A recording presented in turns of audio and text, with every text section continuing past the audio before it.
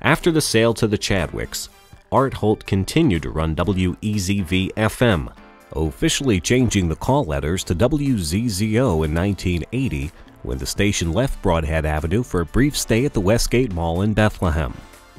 The AOR rock format was very successful and has remained a top station in the Lehigh Valley ever since playing rock. In 1982, WZZO left the Westgate Mall and moved their offices and studios to their current home in Whitehall. When the sale of the station and split in ownership occurred in 1978, some of the on-air talent was given a choice of which station they wanted to work for. For others, the decision was made for them. One such case was a young man who had worked at WGPA AM and FM since 1972 who went by the name Kevin Sanford.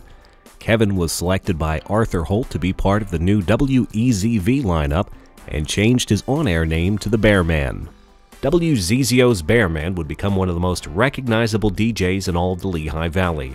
Broadcasting on 95.1 on the FM dial for the better part of 37 years, the Bearman remembers his very first time at WGPA.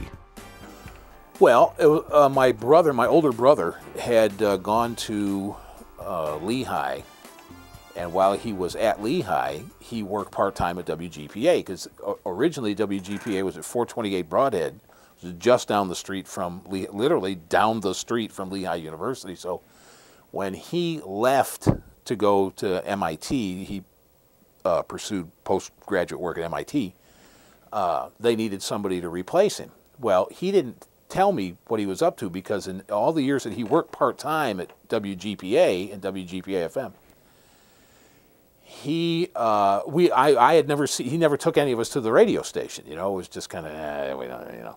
So his last day, they had to turn the keys in.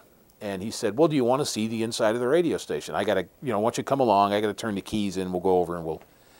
And while we were there, you know, he showed me all the equipment, and it was like, for somebody who's never seen a radio station, WGPA was just like, wow, look at this. Of course, anybody who's ever been to radio stations, WGPA was like, but at the time it was pretty cool, and he actually ripped off a piece of wire copy for me. He says, because I had never heard, because you got to remember now, this is 1972, and cassettes were still kind of, you know, new, kind of, and I had never actually heard my voice played back to me, especially on good, you know, radio station equipment. So he gave me this wire copy. I'll never forget, it was a story about the Vietnam War. In the Vietnam War, the stories from the Associated Press or whatever, I forget who they were, I forget, at UPI, I think, was always about how many guys got killed and how many tons of bombs got dropped, you know. So he read me this story, and I said, da-da-da-da-da. And he recorded it and played it back, and it's like, ooh, I sound like a goof, you know.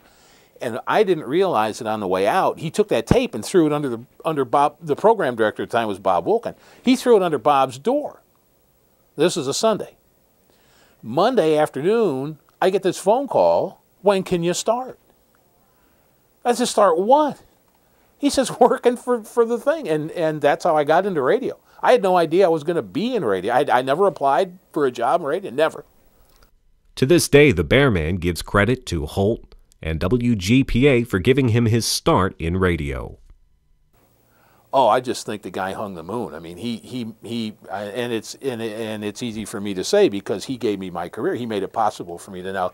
Granted, Bob Wilkin hired me off the street, sight unseen, but Art Holt is the guy who really turned me into the broadcast professional that I've become. And Mr. Holt, if you see this, and I'm sorry if I haven't lived up to the potential that you, and because, you know, some people say I suck monkey ass, you know, and if Arthur thinks that, well, I'm sorry. No, he made it possible for me to be the Bearman. You know, he's the guy who named me the Bearman. He's the guy who gave me a hell of an education for free and paid me to boot. He taught me how to be an engineer. He taught me how to be a radio personality, you know, gave me my start. Now, granted, I took off and worked at radio stations all around the country, and I've been real fortunate over the years to work for some really good people and learn quite a bit. But oh my gosh, I just think the world of Art Holt. Yeah.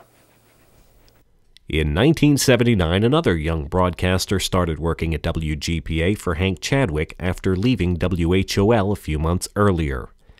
His name was Bill Zimpher, and Bill would spend the next 5 years doing middays on WGPA before moving on to the much larger Philadelphia market and beyond. I had WHOL, I'd been there for about 2 years, 2.5 years, and they were having financial problems. It was a small company, and they let a couple of us go, just trying to cut back.